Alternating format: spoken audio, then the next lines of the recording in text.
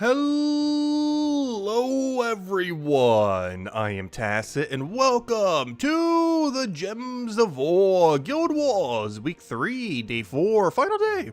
So of course, final day of a lot of things actually, as far as this big week is concerned. One of the more noteworthy ones, which I almost forgot about too, it's the final day of the campaign. Don't forget, whatever you still need to finish with this, achievement's still not working unfortunately. But, so you can't get that from the most recent patch. But yeah, the achievement's still broken. Probably fixed by next patch, or sometime if they do a hotfix thing. But, yeah, final day to go complete out anything you want to go do with the campaign. Pretty average campaign, of course. Final day we ever have to deal with submerged gems fall from the sky. Might occasionally come in through some other means. However, as it currently stands, pretty much no one will be using submerged gems after today. So, yeah, we don't need to deal with it pretty much ever again, or at least for a very, very, very long time. And yeah, final day for the campaign, final hours for the campaign. So make sure to finish out whatever you need to go and do with that. Anyways, hello everyone. Hello, yeah, hello Cookie, hello Stacy, hello, welcome, welcome, welcome. Of course, we're gonna be finishing Guild War today. We lost the last 2 days, so we have to win every single one today. We did buy the pack, so even if we didn't, we still have a backup plan. But we need redemption. We gotta go win. We gotta go get our wins. So, yeah, we'll be doing that in a little bit. But before we do, of course, it is Sunday, which means we have the weekly post.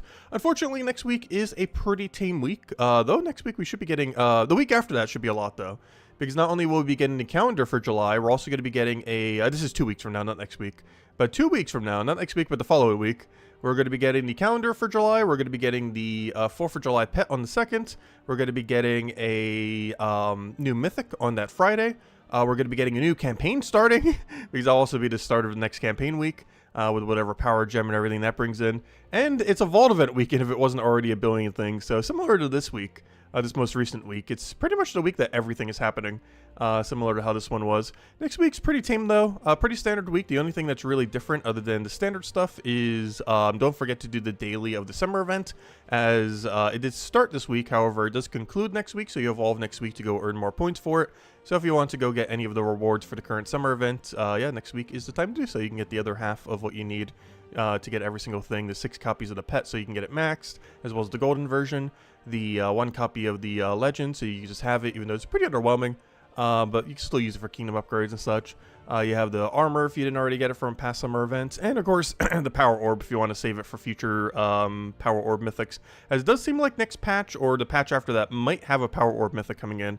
And it might be one they actually run 2 of. So that's 16 power orbs right there if that does end up happening. So yeah, good to stock up, because these are the cheapest you can ever get them is through the holiday events. When they have like the 2-week-long holiday events, is effectively only about 300-400 gems for a power orb, which is the cheapest you're ever gonna get it. Of course, you gotta play a couple battles for it, but they're pretty straightforward. But as far as this next week, yeah, we just have standard journey, standard faction. Do we actually know what's coming in third faction? I guess I could go check that in the other thing. It's not shown on this post, but I can go show it on the spoiler thingy. Anyways, down the rabbit hole, the first thing we have is this epic. This is for the journey event. It's pretty standard journey stuff. As far as what it does, deals some damage to an enemy, creates 2 green gems boosted by Wild Folk allies. Green and yellow are the 2 most commonly used colors in Wild Folk. The fact that it does green and not yellow does make it a little bit better with Wild Queen rather than Wild King. This creating yellow would have definitely been a bit of a different dynamic, as Wild King is generally a little bit better, though Wild Queen is a little bit safer, so I guess on safer teams she could be end up using on the 4 times Pan's Veil angle. Of course, it is technically Wild Folk, though it's generally going to be used under a Pan's Veil pure team as well, primarily Marso. As a lot of other Wild Folk teams, they have things like Beatrix already, so they don't really need this creating green when they could just have Beatrix doing that. So this is mostly going to be exclusively a Pan's Veil related Wild Folk boost team, rather than one that you would end up utilizing with like Beatrix and the such. For this current event, you'll use it with Beatrix, but when it comes to using her generally, you're going to be using it mostly with Pan's Veil teams. Whereas most teams like Beatrix itself don't need this to function. It would actually be better because this kind of forces you to have to use multiple Wild Folk. Whereas Beatrix teams, you know, they kind of stand alone on their own. You can just put 1 or 2 on a team and boom, you got yourself a team. You just put like a mana accumulating weapon, you put like 1 other damage source or whatever else, and you're good to go. So she's mostly going to be used for Pan's Veil, but there will be some other instances that you do use other stuff.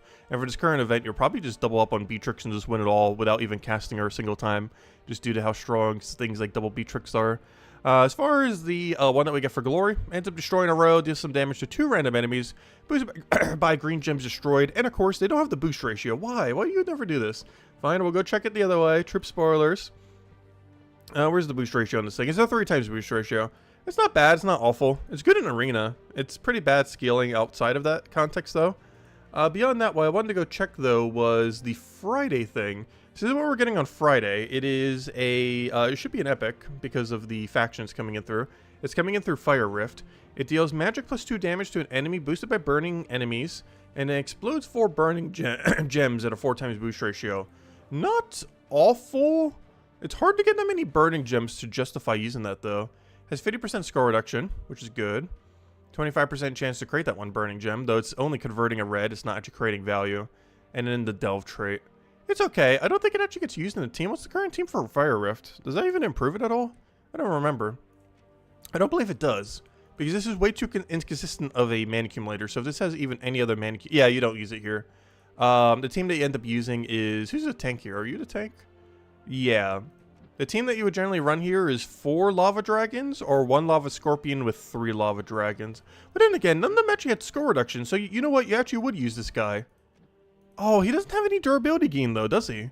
That's kind of unfortunate. Yeah, they gave him no durability gain. Oh, that would have actually made him okay then. But yeah, you'd probably use him just because he's 50% reduction.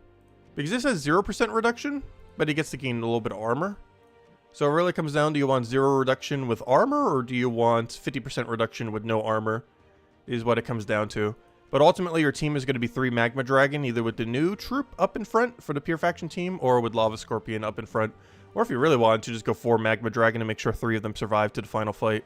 Any of those 3 is pretty much what you would end up running for this place. Oh no, this isn't that bad of a mana accumulator though. Convert all gems of a chosen color to burning gems. So yeah, your team is probably going to be the new guy, Fire Spirit, and double Magma Dragon then. If you don't want to go down like the Enchant Wind route. So yeah, the new tank that's coming out this Friday. Fire Spirit, double Magma Dragon is probably the team then. That's not too bad. It's not too much of an improvement, but it helps the tank a little bit more. And not need to focus on spamming as many Lava Dragons there. Anyways, that's pretty much everything next week. Pretty tame week, and then we have the new campaign starting the following week. Because of course, no campaign next week either, because of the you know, the downtime week. Actually, when does PvP reset? I know they're nowhere near the same time. I think PvP's in like 5-6 weeks. It's kind of weird how much they're not synced at all. Oh yeah, we're second place. I should go take first. First is so free to go take right now. Also, look at this battle disparity, though. Wait, I wonder if it used some of those trophy things. But even if it hasn't, look at this battle disparity. Gosh. We have to do like twice as many to get to like the exact same spot. Let's see. No, I do take a lot of the lower battles, but still. Those lower battles still gain VP in other ways. What am I doing here? Oh, yeah, I was going to go check. Actually, what was I checking here? I just need to do Central and the other thing. Anyways, let me go do normal Guild War right now. So we need to go redeem ourselves. We have lost 1 battle the last 2 days, so we 100% need to not lose at all tonight. As the game plan. Oh, so hello, JNS. Quick question. Can you get Trevianus, the Merlantis Legendary Troop from Event Keys? No, you can't. It's actually something I forgot to mention on Monday. But yes, you cannot get him in the Event Key drop table. I completely forgot to mention it on the Monday video. As I saw I had a copy of him and just didn't really pay attention to it. If I had 0 copies of him, I definitely would have mentioned it. But, yeah, I forgot to because of that. But yes, the this guy right here, well, that one too is also not a drop table, but where's the other one? But yeah, that one guy that came out through, I'm not sure what's really happening with them, because none of them have actually returned yet, but they definitely should be. But the, I think they were just mentioning that they're going to be diamond only after like a long period of time or something. But, Trevemius, this guy, is not in drop table. He was from the previous PvP season where you could get him for Silver Glory.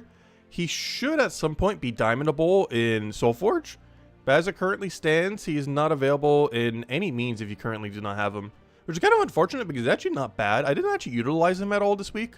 However, he's not awful. He ends up giving per extra turn a bunch of magic to all Merfolk allies every time you take an extra turn, which of course in a 4 times Merfolk restriction or in a 4 times Merlantis restriction, it's not that bad. It also is a way to do Blue Storm, which, you know, with how many teams we have that does massive explode blue in this place, It's not that bad of an effect, as it ends up helping them out a lot, and they don't really have a good way of really creating Blue Storm. So it kind of helps fix that gap a little bit. Only big issue with him is he has no real follow-up beyond that. Like, you know, no board control or anything. But, yeah, he's not bad. But unfortunately, he's not in drop table at all. Alright, let's go over to Guild War. The final day of Dwarf Guild War. What do we have? Obviously, the first battle's free. It looks like we gotta go down bottom path to go get our points. So let's go head over there. Oh yeah, by the way, we did win yesterday. Did I not claim the reward yet? Let me go claim that. But yeah, we did indeed win Guild War yesterday as a guild, even though I once again lost. As a guild, we are still undefeated. So I'll take that. Alright. Unfortunately, we only have 21 out of 30 people still contribute to defense. Hopefully next week we can get everyone actually defending. Because apparently everyone's doing their battles, but they're not all defending. So I'm not sure what's up with that. I guess people just forgetting because it's at a weird time. Okay, so I said yesterday we will not use Wanda Stars on a single battle today. We are going all in safety strat. Just to make sure we don't lose at all. And my plan for that was actually basically a low rarity team that we showed earlier. Except with a different weapon. And I'm considering Ruby. There's a couple weapons that could be good here. But I'm considering the Ruby route. Biggest issue with this, I believe we don't use purple. Is the only color of non-use, but that means we can just set it to a brown-green banner or something, or brown-blue, that works. Oh, brown-green would have been better, so we can get straight into Apothecary. Actually, you know what? Let me do it that way. There we go. Alright, I don't think we change anything else. Looks good to me. And, oh yeah, tide color. Let me go change that. And then I need to change the pure magic as well. So let me go head over to Rune Priest, unless we need something very specific for a battle. And let me switch over to Pure Magic since we're already getting 50% mana start across the entire team. Or 100% on the one. Alright, but yeah, today we will not use Wanda Stars for a single battle. It's the thing that keeps kind of doing us over on any time we lose. So, yeah, that's the main thing that we're going to be trying today. Is every single battle, well, if we need to. But we're going to be using not Wanda Stars for every battle. I don't care what weapon we're using. Ideally, a good one, obviously. But we will not use Wanda Stars for a single battle all of today for Guild War. And see how much different that goes. But this is the super safe team. I showed this for the low rarity team, oddly enough. Just in a slightly different order. Because Black Manacle generally wants to be a little bit more forward, so I had it forward one slot. But it's basically the lowest rarity team, just with a Black Manacle instead. So we'll see how it ends up working out. Because this is basically a team we mentioned on Monday. I just haven't bothered using it. It's the really safe route team. So we can basically change our weapon to get rid of whatever the biggest threat is. Ideally, we want to only be using brown weapons, though. The main reason for this is due to... it doesn't have stealthy, so I can actually target it directly, too. But the main reason we want to be using brown weapons is mostly because of the... because of the Apothecary and the Gimlet. And just the fact that everything in this kingdom pretty much creates brown. So we need to have that kind of protection against it. Alright, so we need to go hit first slots, which means we need very high upfront damage. This does mean we could technically get rid of High Forge for something that does high damage to upfront. I'm not sure if I want to go down that heavy of a route, though. There's a couple different ways we could do this, too. We could even go to Black Doom Weapon. Or the brown one, I mean. I might go for it. Doomed... what's it called? Doomed... Let me just type in Doomed. Doomed Club is the one I'm looking for. I think this is what we're going to go for here. The reason we want to go something like this... Yeah, we'll do it like this. Main reason we want to go something like this is it ends up having a convert. We end up converting all... What was it again? Green, is it? Oh, that might be a little bit of an issue with the other guy, though. Yeah, it's all green. Well, we'll get enough board clear that it should be fine, even though he's also denying all green. We should be fine. What's the worst that can happen? Main reason I want to do this is I want to very heavily focus on Essence of Evil right off the bat. And if we have multiple ways to deny green when he's using almost a pure green team that desperately needs green, we should be okay. Basically get Gimlet on turn 1 and get Apothecary turn 2 or even turn 1 or whenever it gets full mana. And then we can kind of snowball from there. And now also Apothecary can 2-turn off a blue too, which is nice. We're going to go down this route and see how it goes. Don't think we'd change anything else. Main concern here is kill Essence of Evil as quickly as possible. I guess the other concern is cleansing our first slot, but that's why we still have Apothecary. Alright, so we're going to just take the blue into the green into full mana Apothecary. And that does give him some extra turn purple, it looks like. Even a 5 times purple potentially. Ooh. It's a lot of mana for us, but it's a lot of mana for him. I think it's worth it. What's he doing on his team that's purple related that's scary? Nothing too bad. Plus, he's probably going to get scolded. Oh, he's going to take both. I'm still going for it, though. So, we're giving them 5 times purple. Not ideal, but I believe we have everything we need to get rolling. Let's see. I wanted to cast this on not green. And as long as we do, we should be in an okay position. The only problem I'm seeing right now is we don't seem to have alignment after I convert this. We still have to go for it. I have a skull over there. A skull's not quite enough, though. Justify going for the cast. I can get the double. Oh, yeah, we have Dispel. I was like, yeah, why did we get rid of Bless and everything? There we go. Alright, we still do not have our skull alignment. We have a skull once again, but I prefer slightly more than just one singular skull off of our cast. So I'm probably going to pass my turn and see if we can get alignment on the following turn. We could still Apothecary something this turn. Though oddly enough, we don't have a single extra turn off it, do we? I was thinking red did, but we actually don't. So we'll just go for a high forge here, skip our turn. There's no way of taking green, so as long as he has no way to take green, we're kind of fine. Once again, we have a poke, but not much. We can convert away green, but that's the color I want to keep on the board. I don't actually want to convert it away unless we absolutely have to. And at this point, do we just go for it? We could just go for basic skull and just try to set up from there. So we'll do that. He'll do a skull spam. We just need to get one cleanse. As long as he doesn't do anything too crazy here, we should be okay. And he didn't do anything too crazy, so we just go for that, get everything cleansed. That's the nice thing about Apothecary too. Get that full cleanse. You don't need to worry about like the double cleanse like you do with a Dispel weapon, like with Wand of Stars. You simply do it once and you full cleanse. Because the thing with Dispel, or the thing with like every negative stats effect, is when something is cursed, the Bless initially does not do a cleanse, because it just cancels out the curse, and then you have to do it again to actually apply to cleanse. Whereas with cleanse, you simply just get all of it off, so you don't need to worry about it, which is really nice. Anyways, go for it again, and then we win. That took a lot of setup, but once we got there...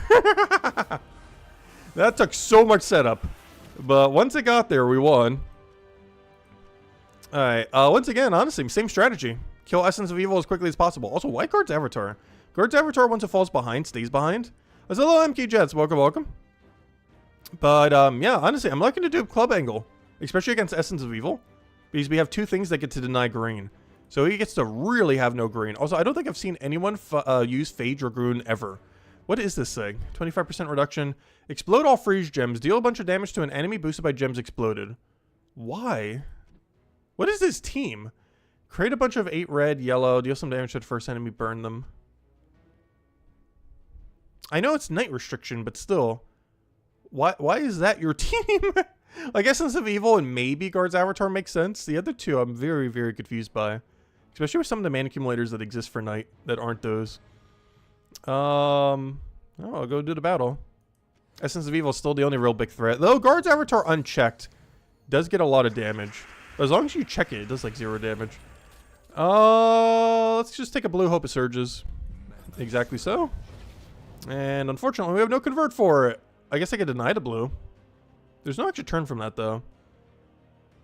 There's so much mana, I think we go for it. Plus, I need to cleanse anyways. Do we have green alignment? I have a skull once again, but not a lot, so I'll just pass my turn. He does have barrier, but once again, we do have Dispel off this hero class, or this hero class, so we could just Dispel it away. A single extra turn will end up taking care of that. We just have to get the extra turn before we do our big convert. Okay, this is a bit of a weird situation, because I need mana, but I also don't want to convert the thing, but I kind of want to convert the thing. So I might just have to cast this weapon. It kills a lot of his team. The problem is it doesn't kill his hero, and that's the main goal we have here. So I'm actually just going to pass and just start to re-clear the board. I guess we can go for one really big skull here. You know what? I'm going to go for it. Bit of a weird overkill angle there, but his team is not about doing damage quickly. It's just about not losing at this point. After 2 losses in a row, we're not losing today. This team is all in for just the not lose route. Alright, this is match if I had green alignment right now. Unfortunately, we don't have green alignment, so we're going to have to exchange a billion skulls. So we shall. And that's match. Oh, poor Guard's Avatar didn't even get a cast off. Come on, 4-1! Oh no, we'll find out. We'll have to fight a hard team eventually. It's probably the final team that will end up doing it to us. Let's see, what's down here? This is just orcs. This one is a little bit anti-skull. So this might be a ruby angle switch. It's still pretty high priority to kill first slot though. But I think this is a switch back to ruby angle.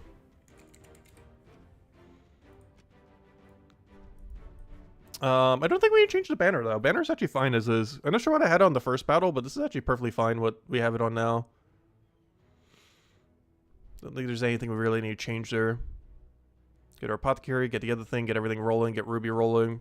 How many casts of ruby is that to wipe the team? 3. That's fine. He's a lot of HP value. Yeah, we can get away with 3. It's not that hard to get 3 rubies off, especially with 2 things feeding it mana. I don't think we can change anything else here. Just double checking. Yeah, as long as he doesn't kill our front line really quickly.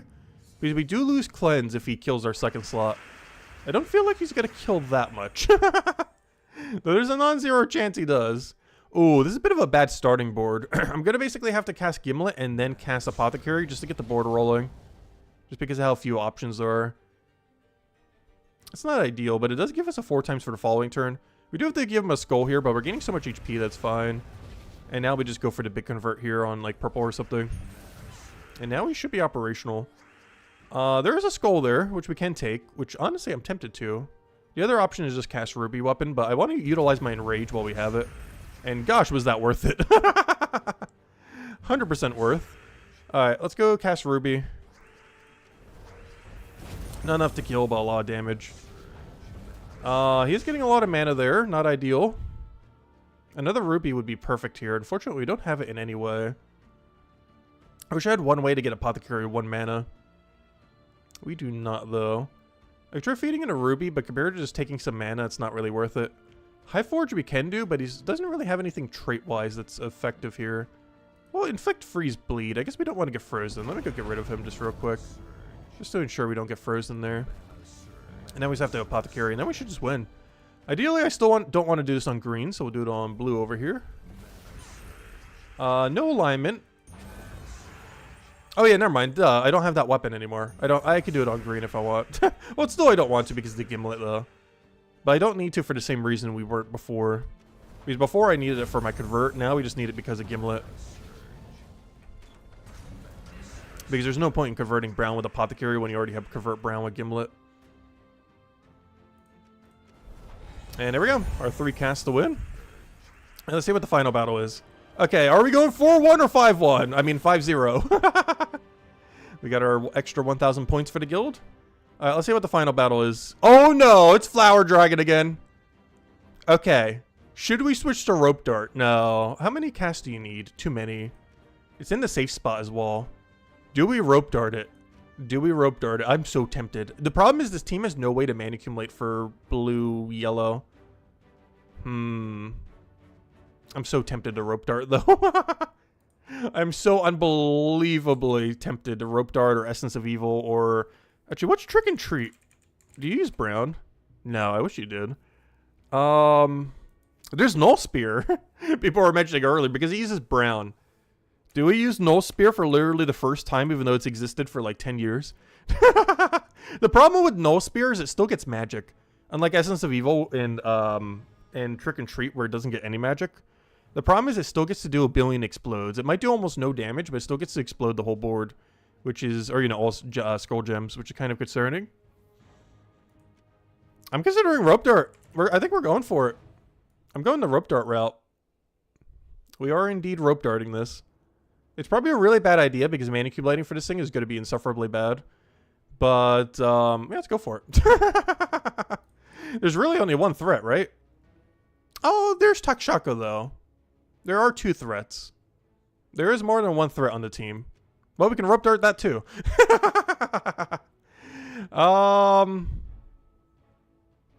Yeah, we're going Rope Dart. We're going to try it. This team is really bad for Rope Dart, though. Do we not have, like, any Explode Dwarf? Is that not a thing? That is not a thing. Explode 3 reds is the best we got. And that doesn't count as a boss, unfortunately. Alright, yeah, we're going to try this. Probably a bad idea because we're going to have so much excess brown. Is ideally we want a brown weapon. Let me just double check. Is there a brown weapon that is really, really, really good? at dealing with one single target. Like, so good you could just, like, one-shot it outright. Or two-shot it.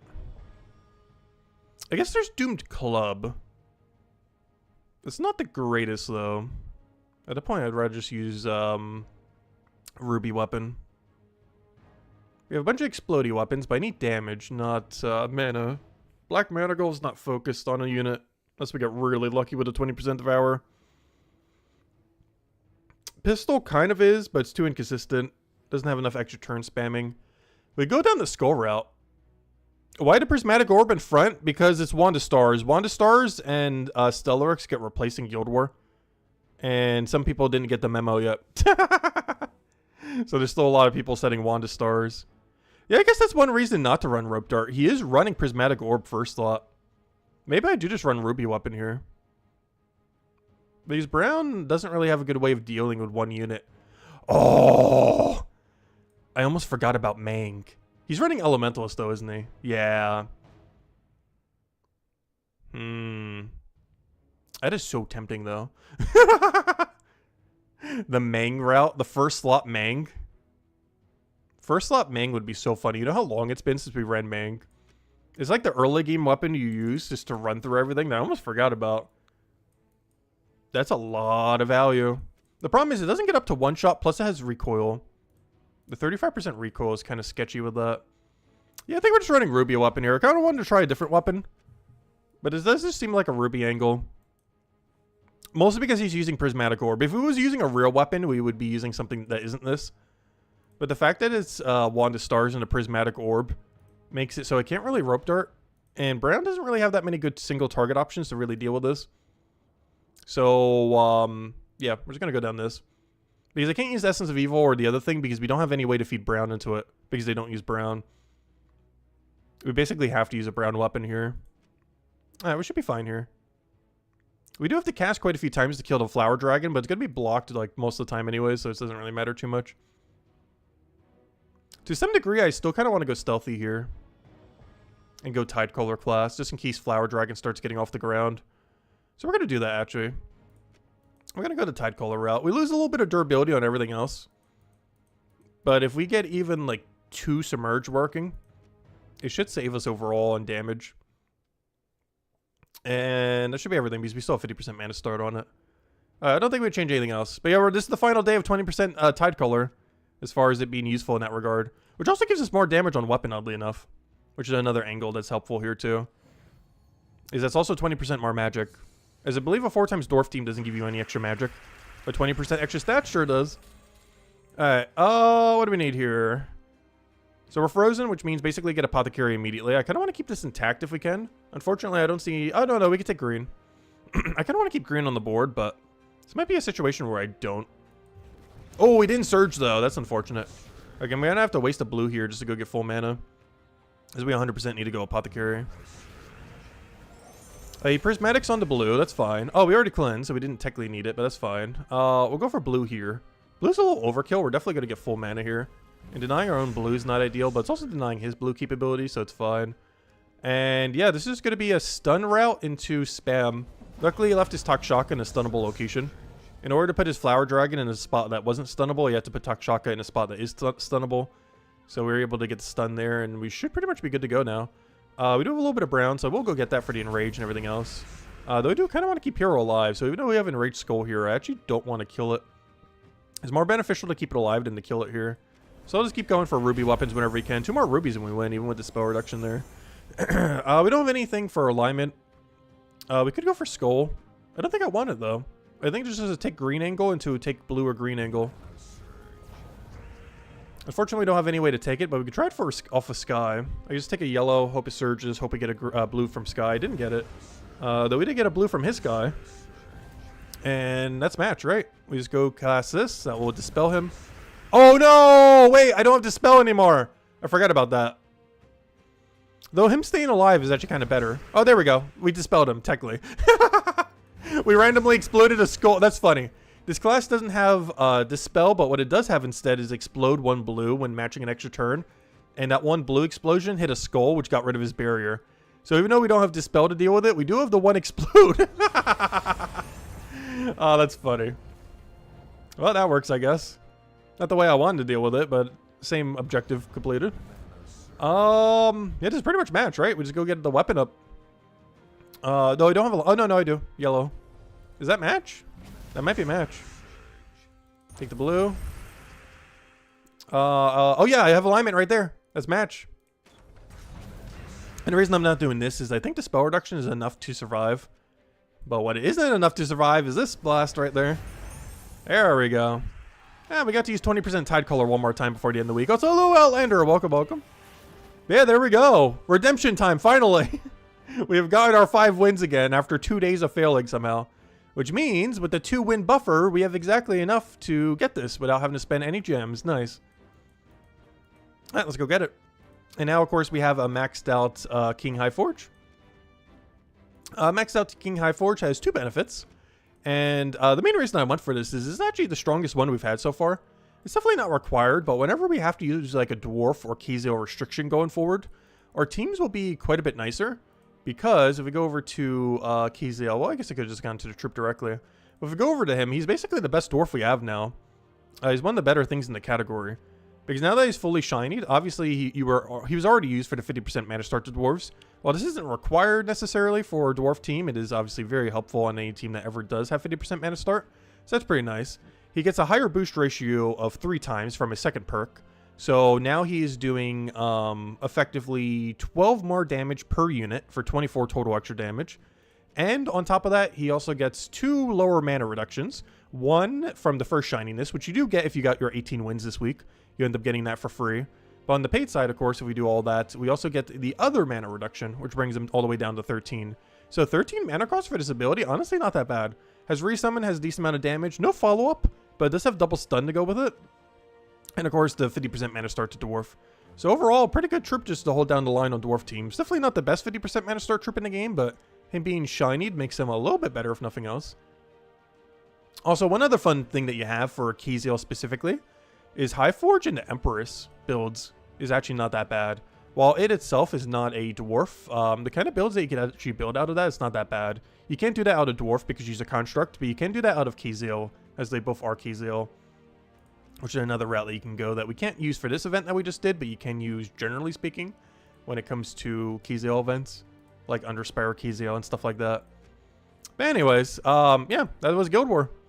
Overall, not too bad. Definitely an up and down Guild War. Oh yeah, let me go hand out a code. I haven't even handed out a single code yet. Here you guys go. Oops, not what I wanted. There you guys go. There is the redeem code. Use it on gemsofwar.com for the game code section. Enjoy, everyone. Alright, so next order of business. We got a lot of things we got to clean up today. This stream is nowhere near over. This is nowhere near over. Let's just take it one thing at a time. Because we still have to finish the entirety of Underworld or Underspire. But on top of that, with all the dead end rooms and everything, and by that I mean up to floor 4 completion. But aside from that, I also have to go do PvP. We got to go get like 3,000 more points so we can go get rank 1. As we're within striking distance of rank 1, so I might as well go grab it. Just our dailies alone are going to get us pretty close to it. So I might as well put in the rest of the grind. We need to go take rank 1. We're currently rank 2. I think it's only a 10 gold mark difference, but you know, 10 gold marks. That's 1/10 of a deed book. It adds up. Plus we got all the gold and everything along the way. So that'll be the game plan then. Finish all dailies, finish all weeklies. Of which we have quite a few. As pretty much everything is ending this week. Well, except the summer event. Most notably the campaign. So if there's still anything you need to do with the campaign, make sure to finish it up. I'm pretty sure most people got it done naturally, but if you started a new account or if you been away for a little bit, you definitely want to finish out that campaign for all the free rewards that ends up giving there. But generally speaking, if you've been playing, you probably have them all done without even trying. Campaign tasks are pretty free. It's only when they start stacking up for multiple weeks that they become a little bit more of a grind. But if you do dailies, it's pretty much auto-completed each one of them. Come on, top 3. Oh, guess the door. Ooh, guess the door time. Guess that door. There we go. 4, 5, or 6. You know what time it is. Find out the code if we get it. Also, it's Diamond Day, so don't forget to spend your 50 gems. Technically, if you really want to progress through diamonds, you should be doing it every day, but on Sundays, it is always 100% worth it. You basically get more value than the 50 gems is even worth. So always make sure to do that every Sunday. Potentially every single day if you have the gems for it. Which is, that could be a little bit expensive to do every single day, but you should make sure you at least do it on Sundays on a newer account. But honestly, prior to having every Mythica in the game, it is still pretty viable to do. It's 350 gems a week to do it every day, which isn't that bad. It's cheaper than some weekly events. And it helps progress you towards Mythics.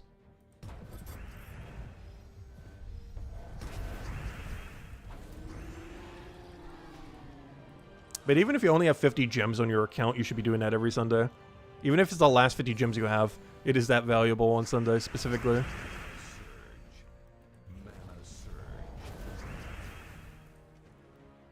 It's always 6 according to Lester. It actually was last time. Last Guess the Door was 6. I'm leaning honestly towards where the vote currently is. I'm leaning towards a 4 with that layout. I'm definitely thinking a 4, which means it's going to be 6 again, which actually means it's going to be 5.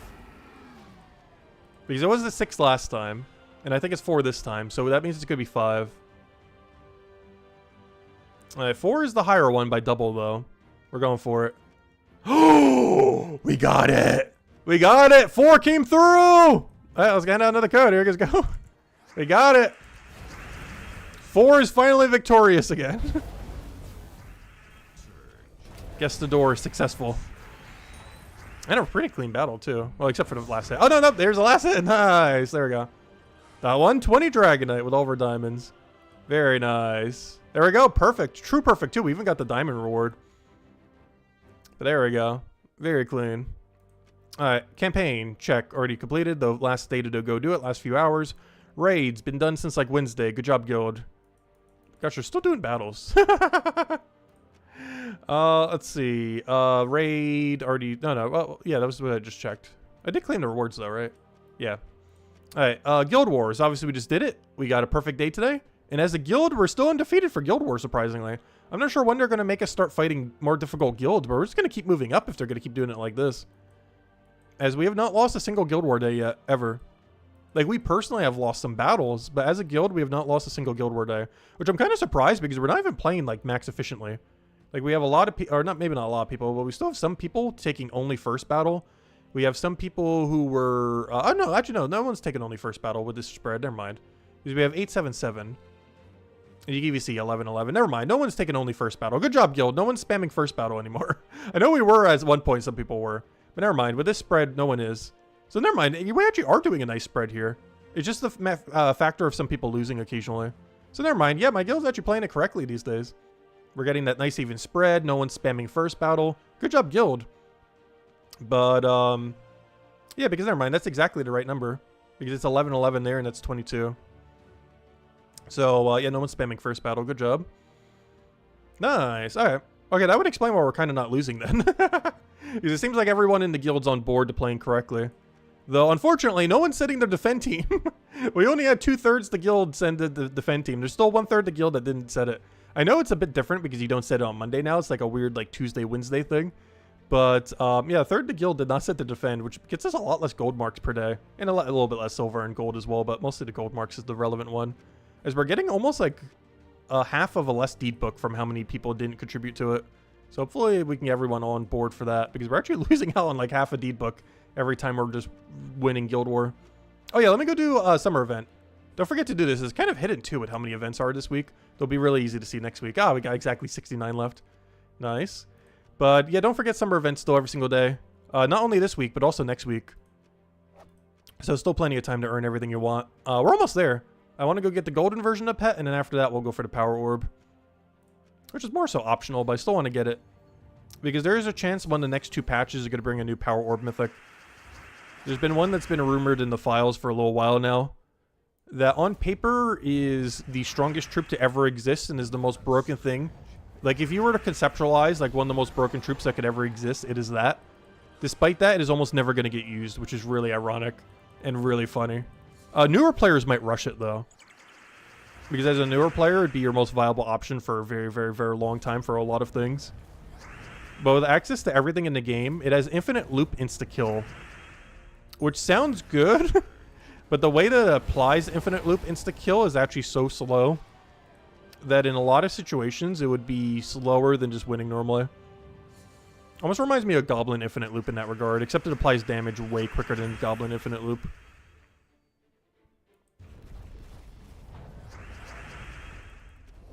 But we'll have to see what it comes out as. It really comes down to how many potion gems they ultimately end up giving it. Because more could make it actually worse, not better, oddly enough. Ironic. Oh, that's not the direction I wanted to take that in. No! But giving it more potion gems could actually be a downside rather than an upside. It's an upside in the fact that it gains infinite mana. It's a downside in how much it's going to take to cast each turn. Because you're going to get just a bunch of potions going, and then those potions will trigger more potions. And then you're just going to have like a weird delay where you're waiting like half a minute just for all your potion effects to finish. Maybe not that long, but you know, a good like 10-20 seconds of just potion gems going all over the place. Like if you ever played Storm in Potion Storm in PvP, kind of like that, except it doesn't keep replacing itself like Potion Storm does. It would just be a cast that does that for a few times, or at least twice. But that can really slow him down effectiveness-wise, like speed-wise. Even though it'd still be effectively infinite mana. And there it is, the golden thing. Also, I'm not sure why. This looks like a gun to me. Same as the other one. I'm not sure what it's supposed to be. It's like a little disc with a tongue. But it definitely looks like a gun to me. Oh, it's supposed to be a board. It's supposed to be like a sand riding board. It just happens to have a tongue. I see it now. I didn't notice that on the other one, but somehow with it all being the same color, I've noticed it. But yeah, it's supposed to be almost like a surfboard thing. With an eye on it and a tongue. I think the tongue is the main thing that threw me off on it. But yeah, it's supposed to be a surfboard, but a sandboard. I'm not sure why, but seeing it in like a golden sand color made me realize that. But yeah, it's a sandboard instead of a surfboard. To surf the sand with. That's kind of funny. Just come in through a sandstorm on a snowboard or a sandboard. Alright. So we can go max him now. Let me go do that. Pets, upgradable. Oh, come on, upgradable. Oh, never mind, I already clicked it. Alright, this is the one from the campaign. I haven't bothered upgrading him yet, but this is the campaign free, well, not free, but the one that comes in with the campaign that you get automatically maxed when you get the pass. No bonus or anything. And then, of course, we have the sandboard. I'd also explain the slightly yellow tongue. Despite the blue board. Alright, there we go. I don't understand why it's holding a stone. Also, I don't understand why its tongue has a tongue. I just now noticed that. Wait. Oh, no. That's just a, slipper. That's just a flip-flop thing. Okay, I see now. To go with the sand theme. I thought this was a stone the whole time and that the other thing was a tongue on the tongue. But no, that's just a slipper. Okay, I see this whole image now. Took me to the end of the week, but I see what they're going for now. Interesting angle. It's thematic for summer, if nothing else. Makes sense that it's coming out through the summer event. It's basically a surfboard with a sandal in the tongue. It took me all the way until midway through the season, or the midway through the event week to notice that. Yeah, that's what it is. It's a surfboard with a sandal on the tongue. That took me way too long to notice that. Anyways, alright, we did that. Let me just double check. We did do every battle, right? Because I keep tangenting on a billion things here. Yeah, we did every battle. Because whatever you don't use, you lose going into the following day. Dungeon, we got perfect on. Delve, I need to go do one. So let me go do one delve real quick, just clear through that. Go through all PvP we need. And then we basically just camp Underspire until we're done. It's going to be the game plan. Alright, let me go ahead and add another code as well. Here you guys go. Enjoy. Also, we're almost finally out of May codes. I know it's almost July. We're still slightly behind on code handing outs. The main thing that set us behind was when we were doing Brighter Shores during that time. Like every single day. But yeah, we're still a month behind on codes. Because the pace I've been doing them at is like keeps up with what we have, but I haven't really been going into the stack that much. So we're still like 1 month behind on codes right now. Not the pet codes, but, you know, the just standard codes. At least we're not going to run out. We're not going to need to worry about a time frame where we don't have codes for like a week or something. Because I have the whole month reserved right now.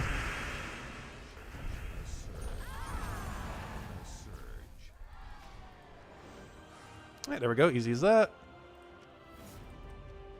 Alright, next thing. Let's go do... What are we doing right now? We are doing... Not that. PvP. So our main goal right now is to get the rest of the points we need. After doing PvP, we only need 1.5k more. That should be very, very doable. Not to mention we're going to get some from doing dailies anyways. So, yeah, let's go do that. Wait, let me go open some of these burning marks too. I'm still looking for that Immortal Gemini. Though ideally I'd want good ones. Okay, we got 2 of them at only 10. Ooh, a 50 for Celine. Unfortunately, that was one of the targetable ones. So out of one that we could get on 54, that's a little bit less consequential, unfortunately. But better than nothing. Alright, luckily all we have to do is on Central this time, so that's fine. Let's go get our magic, go get everything else. And go get our gold marks off of Central. Should be pretty free. Grab our mana, grab our even more mana. I just realized I'm using Stellaryx here instead of Flower. That's fine though. They both get the job done. Nice thing about Stellaryx is a lot tankier to cast damage. So if they do cast their own Flower Dragon, it's not as bad. Like, we don't need Submerge, necessarily. Because this thing has 55% spell reduction. There's one thing with Stellaryx that's a huge benefit over Flower Dragon. It is more than double spell reduction compared to Flower Dragon. While also still having actual skull reduction. Because Flower Dragon only has Skull Reflect, which doesn't actually keep it alive any better. It does a lot of damage to the enemy, but it doesn't keep it alive at all. Stellaryx is far tankier than Flower Dragon. So in situations where you actually can die, like PvP like this, Stellaryx is pretty nice. Also, while it is defensively replaced, offensively it does not replace. So for something like Guild War Defend, you should never, ever, ever set Stellaryx because it gets replaced for Diamantina. However, offensively, if we ever had like a Dragon restriction or had a, where are you from again? Volpacia restriction. We could end up doing that for Guild War offense. As it's only the defense that it matters not to use it. Same as Wand of Stars. Like, you would never want to defend with a team like this in the current defense system. Is this gets replaced with Prismatic Orb and this gets replaced with Diamantina. Which I think the funniest thing that we saw about the other battle. They used Flower Dragon, but they didn't bother switching out Wand of Stars. So they like half switched their team, but they didn't fully switch their team for some reason. So I guess they just didn't know.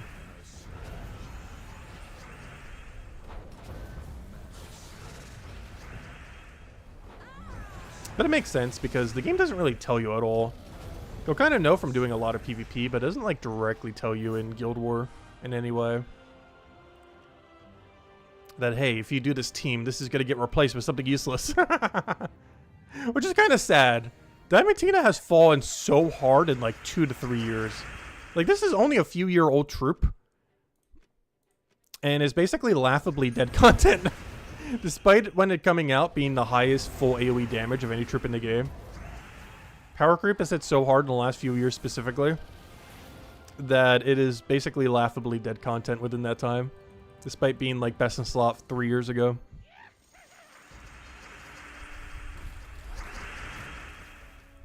I don't think any troop has ever fallen so much, so quick compared to Diamantina without being changed at all. Like, there's definitely been meta shifts. Like, there's some things that used to be meta like 9-10 years ago that are like the deadest of dead content right now. That look like literally the worst 5% of troops in the game. But it's just actually absurd how quickly Diamantina went from like something to be feared on a team to it is basically trolling if you have it on your team. Which is kind of insane how quickly that has shifted.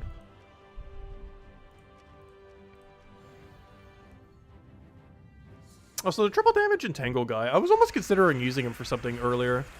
My defend team for Guild War this week, I was almost considering using him. In case people were going like really skull heavy dwarf teams. I ultimately didn't. But, yeah, he's an interesting troop. He has Impervious while having triple damage to Entangle. It's really fun combo. I don't use it too often, but he's really strong. You wouldn't really use him offensively that much, though, but he's a really good defensive team. He also gets to pull something to first slot with Entangle. Kind of like Rope Dart, but without the extra turn. So he has like a pseudo Rope Dart effect as well. Though I don't think it has Armor Tier either, but it does move them to first and Entangle them. So it's like half of a Rope Dart. Though without the other half that makes Rope Dart really good, unfortunately. So hello, Eric! Welcome, welcome. Hey, Trippy's ready. Wait, it's been an hour already? Wow, has time flown by. We're not even done with all the dailies yet. Let alone the other grinds we gotta go do. Actually, no, we actually are done with all dailies as of exactly right now. However, there are 2 other grinds I want to go get done before we end the stream. But technically, yes, we are done with every daily and weekly right now. Except for 2. One is, I figured we'd take first place leaderboard on PvP because we're so close. It's only about 1,000 more points. And the other thing I want to go do is obviously finish out Underspire. So I'm going to go do PvP first since we're already here. But yeah, technically every weekly is done now. So I'm going to go hand out another code. And then we'll go finish out PvP weekly to go get first place in our current bracket. Then we'll go do the entirety of Underworld, and by that, Underspire, and by that I mean finish floor 4 and do all dead end rooms. I think it's about 30-something battles. Luckily, only a third of them is going to be in the high-level area. The rest will be in the lower area where we can just one-shot them.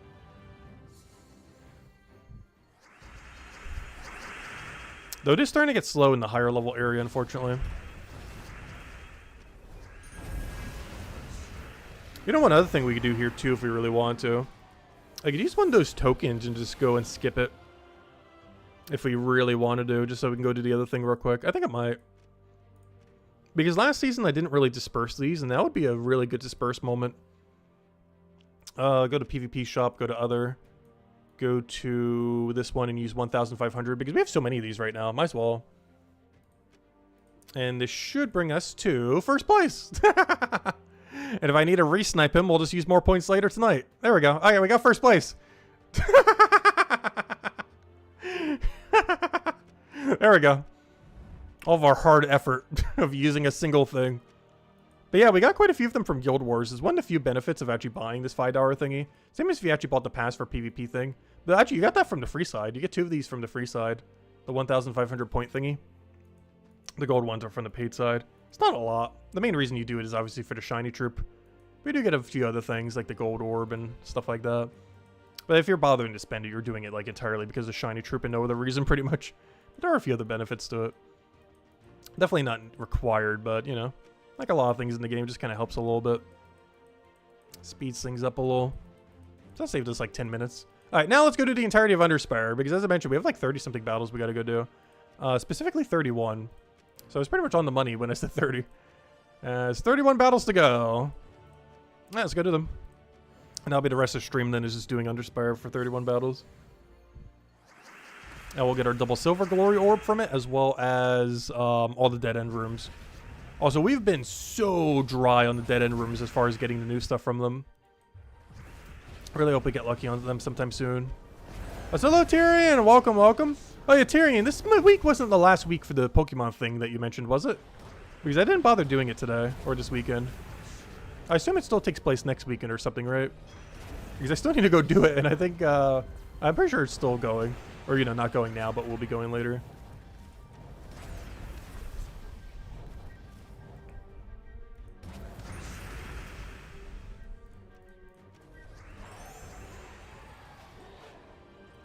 Alright, next weekend as well? Okay. That'll work then. Perfect.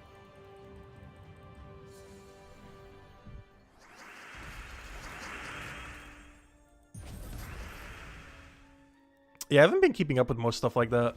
Or honestly, anything even with the Switch lately. The more I see about the Switch 2, the more I'm like, ah, you know what? I'm just gonna wait.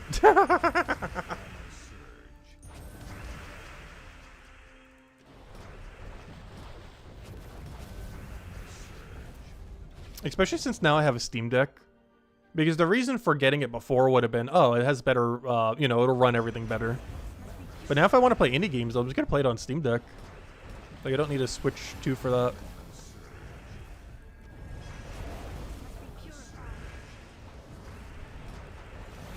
And Nintendo right now has, like, almost no exclusives right now. which is really weird for launch. It's one of the reasons I never got a Switch 1 at launch. I think it took me like a year or 2 years before I got a Switch 1. Because there just wasn't really any games that I was really interested in at launch. Because one of the main selling titles was them doing Breath of the Wild. I don't know, Breath of the Wild was always just really average to me. It's weird because I feel like a lot of people really like Breath of the Wild, but then didn't like Tears of the Kingdom. And I was basically almost the opposite. Where I never understood what the appeal of Tears of what Breath of the Wild was. But then I played Tears of the Kingdom. It's like, okay, yeah, I can kind of see why people would like this. It's still rather average to me. But like, I see the appeal in it. Because the puzzles were a lot more intuitive compared to the first one. Where there was a lot more solves than just you have to do this exact thing to get it right.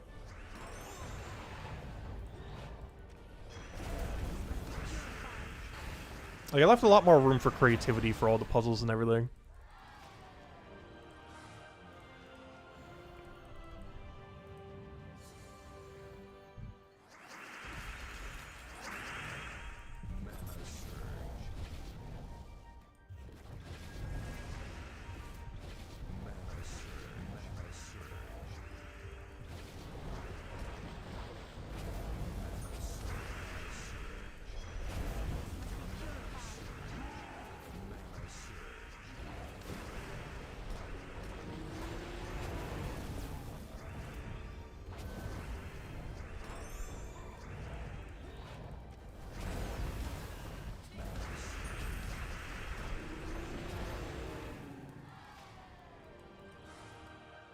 Alright, that should be door right there. 1, 2, 3, 4, 5, 6, 7. There's door.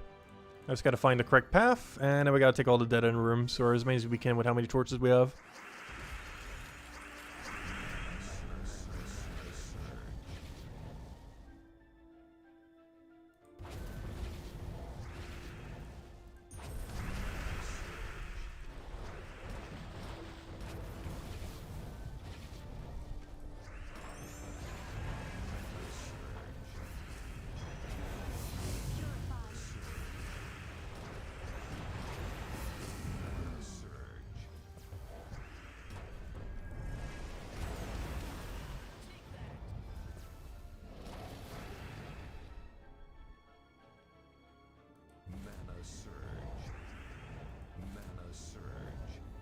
Oh, we need mana.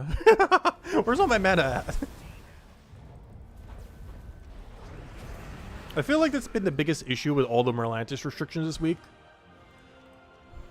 Is it feels like they have okay mana accumulators, but then every single battle it feels like I can never get any mana. It's really weird. Because on paper, their mana accumulators aren't awful. But then you're actually trying to mana accumulate, and it's like, okay, where's all my mana at?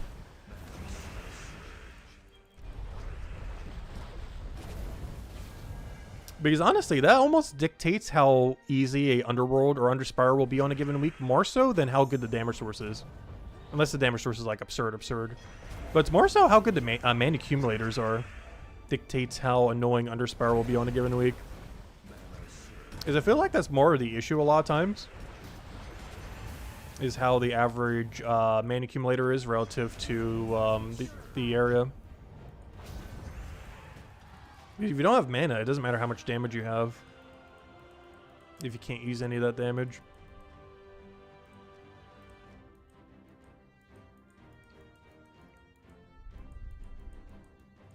I'm gonna go right here, I think.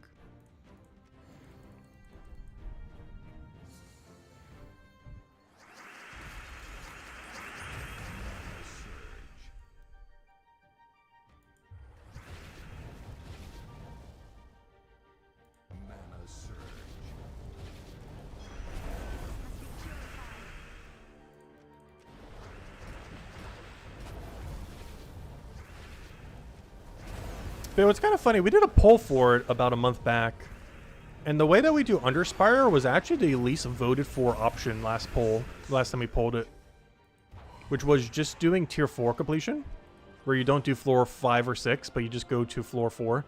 This could be done with 50 gems per day,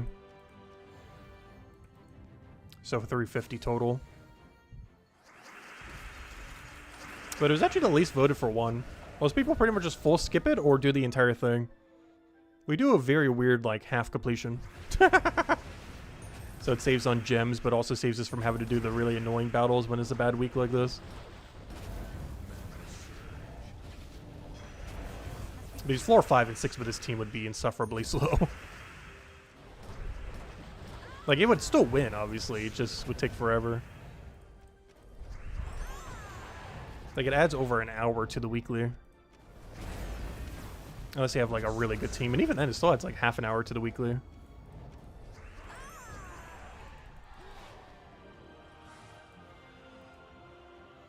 Alright, this is too early for it to be double dead end, so I'm actually going to go for it. If we see a double dead end after this, it's a real double dead end.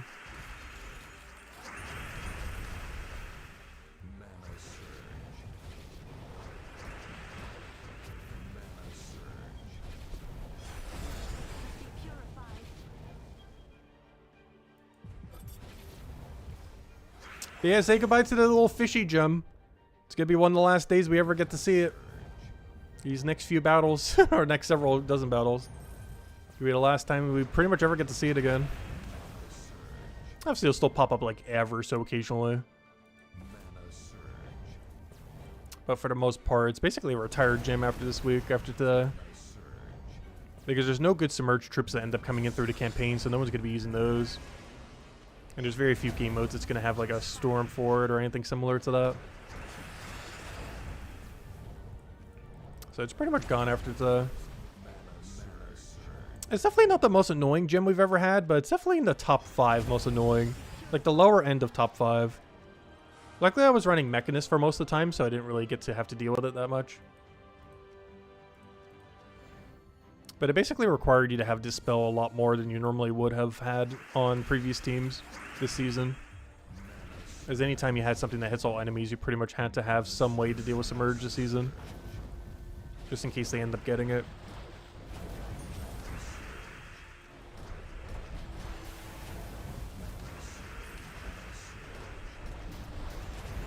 Luckily we kind of already do that by default for a lot of teams. The main reason you normally see me running Mechanist a lot on teams is mostly because of 50% mana start into Dispel. It's the only hero class in the game that has both.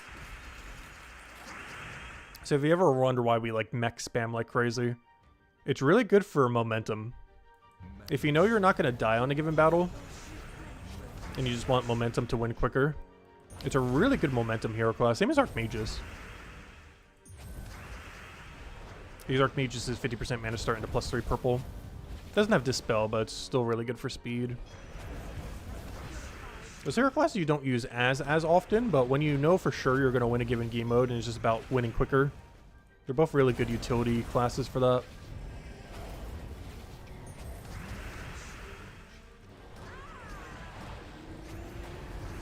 Hey, come on, one more poke. Unfortunately, we're entangled, so I have to go down the actual cast route. I don't have any cleanse either. Come on, hit HP, hit HP. You know you want to. No, we didn't get it. I don't think she's hit HP a single time this week when I needed her to. It's a 1 in 4 chance, but still. And we got nothing. Who could have guessed? Please, I want to know that Guardian troops exist again. We're going to do like what we did last time. I still can't believe we did that one time. We went 6.5 months doing every room every day. Like, you know, full of completion. All the way to floor 6, all the way to the final boss. And we went a little over 6 months not getting a single Guardian troop. Not that we didn't get any. Like, we literally got none. Like, it wasn't just that we weren't getting any new ones. We were literally getting 0 for 6 months of full completion. And honestly, we're almost heading there, except I haven't been doing 6 floors. I've mostly been doing floor 4s for the most part. But we're getting close to doing that again. About 6 months of not getting a single one. Except this time it's only been flooring most of the time instead of 6 flooring like before.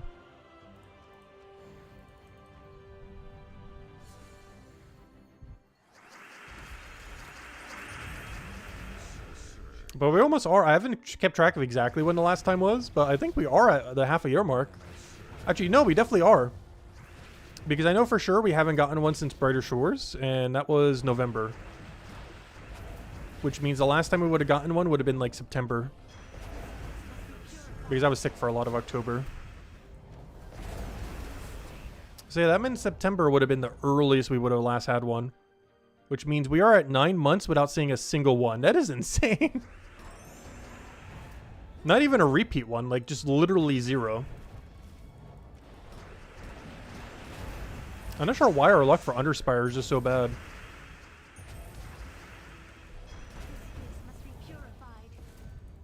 Because that's a little over 6 months of full completion until we got one. And we're currently 9 months with doing floor 4 every single time, or, you know, up to the 4th area. And haven't seen one in that 9-month period.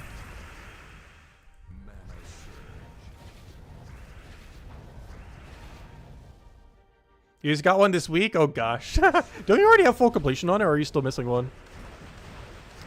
Pretty sure you got full completion of it like a couple months ago.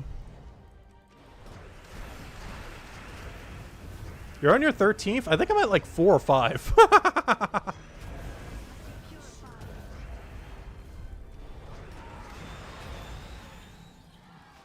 Oh no, I'd have to be at 5 because I have at least 1 repeat. And I have 4 unique. So I'm either at 5 or 6 of them.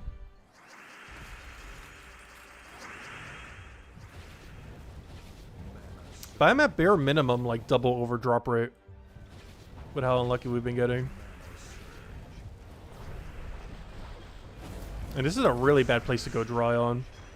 Some of them actually aren't that bad. They're not things you would use that often, but they're not horrible in some restrictions. Luckily, I have all the better ones, I think. The blue and green one are the most interesting ones. I do have the blue. I forget if I have the green. I don't think I have the green. There we go. Found it. Mostly because they curse and then imply their effect. And one thing that's really nice about the blue one is it does it like Bone Dragon does. In that it retroactively freezes it before the check. Which is really, really good. Same as things that like cleanse before the check. Does this one have it? But yeah, there's hero classes that cleanse before they check on freeze. So even if this was frozen and we take an extra turn on brown, we would still get an extra turn. Because the cleanse would trigger before the freeze check. But with things like Bone Dragon and the Blue Guardian Troop, it actually does it the other way around. In that the curse freeze applies before they get checked if they're frozen. So even if they're not frozen, if they take an extra turn skull against it, they will lose their turn. As long as they don't hit a different extra turn that they're not frozen on. But it'll actually retroactively make them lose their turn even though they would have originally gained a turn. So it kind of works in the exact inverse, correct order as the other one. Which is really powerful. The only problem with that is it's only good when Skull Meta is around, and Skull Meta has not existed in a while now. But it might make a comeback with some of the changes they have planned in the future. But there we go. Double Glory Orb. Let's go take all the dead end rooms. Let's go take the earlier ones so we don't have to do as many battle or as many hard battles. Take all the really free ones. Alright, Zone 1 is full scouted. Zone 2 is a little bit sketchy because we haven't found the merchant room yet, but it does have like a billion paths over here, so I guess we'll check this multi-winding path. Also, we have exactly 16, that's funny. 16 torches, 16 lanterns. Oh, stretch. Alright, where are we? Grab that. Grab our last little bit of mana. Oh, come on. You couldn't even... Okay, there you go. I was going to say, you couldn't even go for the one-shot. Oh, that's a lot of dead ends. Unfortunately, they're dead ends with nothing in them, though. We need dead ends that actually have stuff in it. Ideally, the Guardian Troops.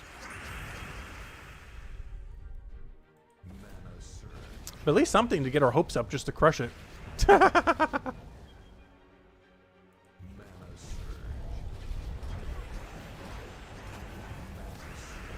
Nice, same as before. Get the multi-hit into the cascade. Come on, double dead end. Though these were pretty early on, so kind of to be expected. I feel like this one leads to the merchant. The other one probably leads somewhere though, or vice versa. One of them has to.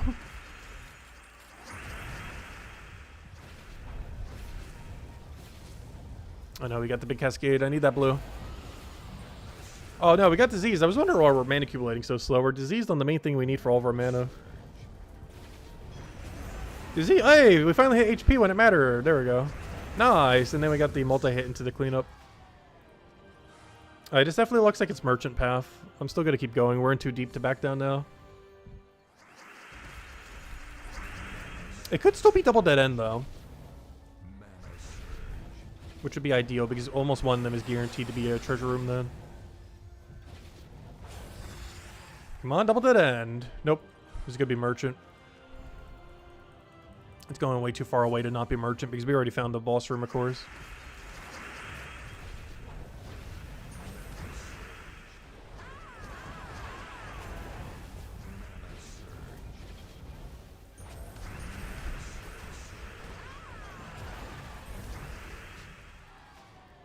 Yep, I knew it.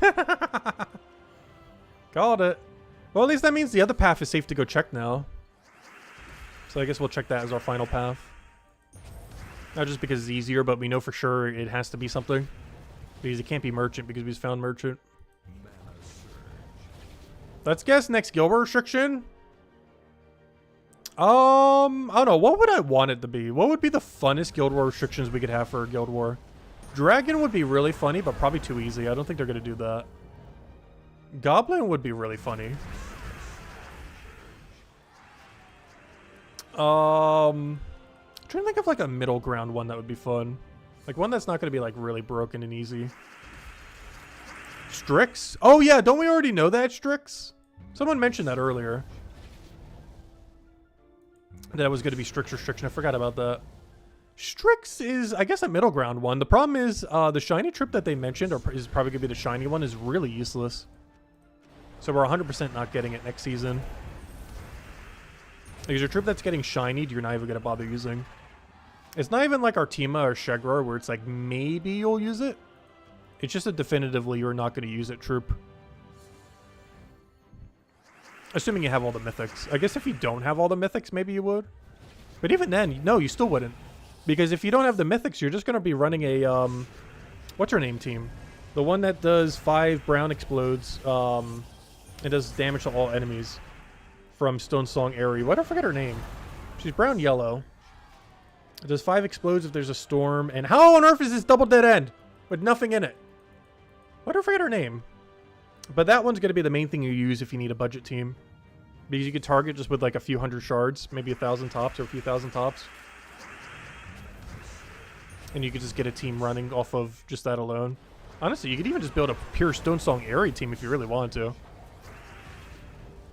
Yeah, Zachi. Yeah, I forgot that name because it's a really weird one. But Queen Zachi is the budget build team. And honestly, probably just the team if you don't have mythics. And even if you do, you're probably still using like a copy of her.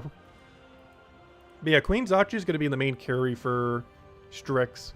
It's a lot safer than quite a few of the other things. But yeah, Queen Zachi is a really budget and also just viable option in general for next Guild War. I said hello, Rob! Welcome, welcome, welcome.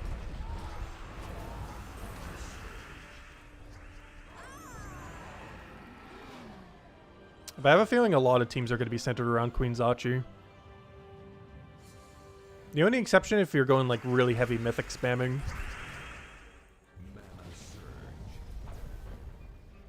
Or if you're trying to build a finesse build.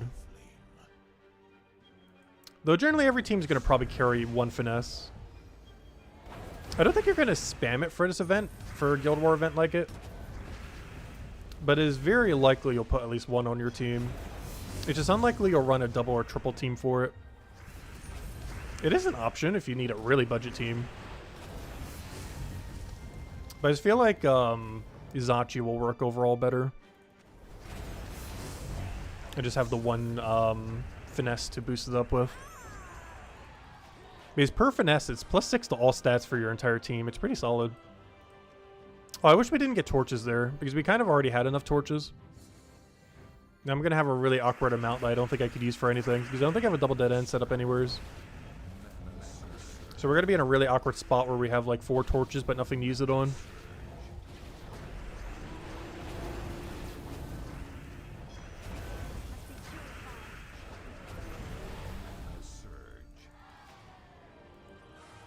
So where is this room going?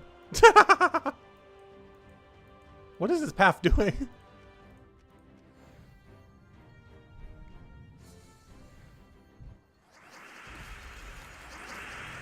Will Strix be a good one to play? Yes, Strix is pretty good. Especially for newer players, in the sense that there is always going to be a viable team for it. Like, not only is there one viable budget team, there's two viable budget teams, because there's the Finesse route and the Zocchi route. The higher rarity options are pretty average. They have a lot of loop potential, but the problem is they don't have a lot of cleanse potential. And there's going to be a lot of elementalists. So I feel like a lot of the mythics aren't going to be used, because a lot of the mythic teams require you to not be frozen. But Strix as a category doesn't really have a lot of cleanse other than like doing alpha hero for the most part. So there's a good chance you're just going to build like Legends builds out of Zocchi, Finesse, and something else. Like the main core build is likely going to be something in first slot, Hero with some kind of support weapon, Zocchi, and Finesse in that order. Is probably going to be the core build for next Guild War. And that's a really cheap team to get. Finesse you can literally get in your first week of playing. Queen Zocchi you can get within your first week of playing. Hero weapon, just whatever utility weapon you want to put there, which you could also have within your first week of play. And then it just comes down to what you set as the fourth troop. Can we stop getting useless dead ends? We're on such a bad streak right now. Is there anything I could do with 4 battles? Is there any double dead end already set up? No. Is there any path already contributed towards? Yes, though it's in zone 3. This path already has 2 towards it, which means 4 does get all the way. I guess we're heading down that way then. There is one other room we could check. It's only a 1-roomer though, so it's almost guaranteed to get a dead end. It was somewhere over here. Where was it? There's one path where, right there. But that's almost guaranteed just a normal dead end. So, yeah, we'll go up here because this is already too deep into a path. So with our 4 remaining, we should be able to make it exactly to the treasure room. The only problem is if it's double treasure room. As long as it's single treasure room, we'll make it there. It's probably gonna be a double dead end, but only one's gonna be a treasure room anyways. Hello, Imperial. Welcome, welcome. Just want to say T for the codes? No problem. Oh yeah, that reminds me. Let me find out one last code. Because once we hit this dead end here, we're pretty much done then. Unless anyone has any other questions or anything you want me to go over. And then we have the pretty team week of next week, though we will still be covering the Monday video and everything as we always do. And from there, yeah, the week after that, hectic week again. Because the week after next week is campaign, plus new mythic, plus vault event weekend, plus summer event would have been done by then. So last week to go spend your points, even though you can't earn any more by then.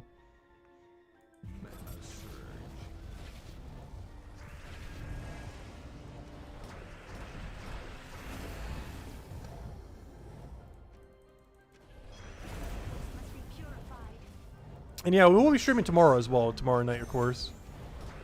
Which will be 5 days in a row. Because we always stream every Guild War day. No! I got gypped. There's only one thing I could do with 2 torches remaining.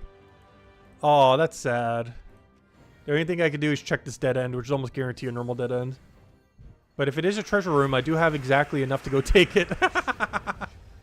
It's almost guaranteed not a treasure room. They normally don't put them that early. That's the only thing we can do with 2 torches remaining. With our current layout. Oh, don't do a resummon. We're about to win. There we go. Never mind. Nope, nothing. Yeah, that's kind of sad. Wow, that was really underwhelming dead end rooms. Really unlucky. But yeah, I believe that's everything. Let's go through one last sweep. So, dailies, check. Campaign, check. Unfortunately, achievement doesn't work. But if anyone still needs to finish out the campaign, last 5 hours to go do that. Raid boss, check. We've had it done since like Wednesday. Guild Wars, check. We finally redeemed ourselves in 1 today. Though our guild still hasn't lost Guild War yet, so good job, guild. Red event that still takes place every single day next week that you need to do as a daily every day, otherwise you lose all the value, check. And we got by the golden pet tomorrow, and then we work towards the power orb throughout the week. So we'll do that on stream tomorrow then. Underspire, check. We literally just did it. Dungeon, perfect. Perfect as well. Look at that. 120 Dragonite. We got our diamonds. Made sure to get the other offer. We got our true perfect today on it. And on Diamond Day of all days. And then the only other thing left then is PvP. Which, wrong tab. Which we should be rank 1 for. And if not, I'll just do a little bit more later tonight to go snipe it again. But there we go. Rank 1 PvP for our bracket. That is basically a whole deed book as a reward. 10 less. It's like 90% of a deed book, but close enough. And I already got the 3 Valhawks. And then we could double boost tomorrow night for whatever we do with it. And yeah, we're good to go. Some stuff to claim here, but there's an XP booster there, so I don't want to quite claim it right yet. But we'll grab that later. But anyways, guys, that'll wrap it up for now. Hope you all have a wonderful, wonderful week, and I will catch you guys later. Goodbye, everyone, and thanks for watching. And we'll have the Monday video hopefully up in a timely manner. Depends, I don't know, my sleep schedule's been all over the place, so it's either going to be up midday or within a few hours of reset. We'll find out. But it will be up tomorrow. Anyways, guys, catch you guys later. Goodbye, everyone. Thanks for watching.